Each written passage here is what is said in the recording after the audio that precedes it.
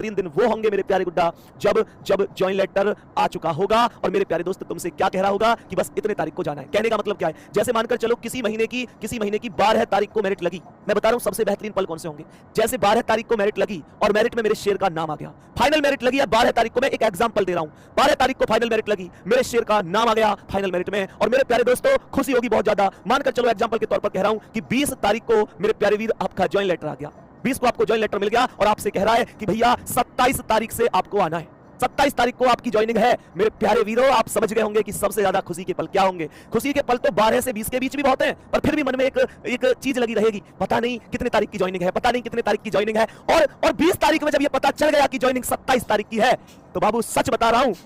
हूं, ये जो 20 से 27 तारीख के जो तुम्हारे ये बीच के 5, 6, 7 दिन होंगे,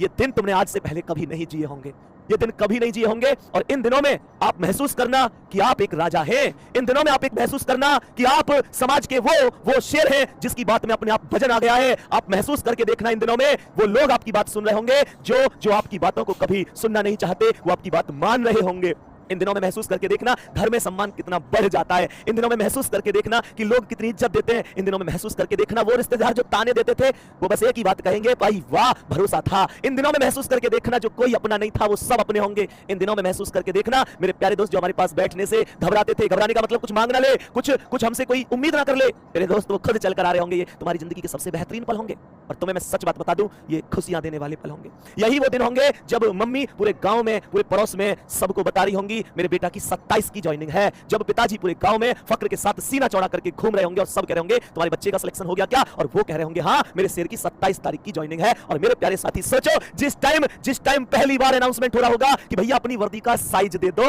जिस टाइम तुम्हारी वर्दी का साइज मांगा जा रहा होगा और तुम कह रहे होंगे वर्दी तो फिटिंग की सिलवानी है। मेरे दोस्त सोचो जिस टाइम वर्दी में पहला फोटो घर भेज रहे होंगे, जिस टाइम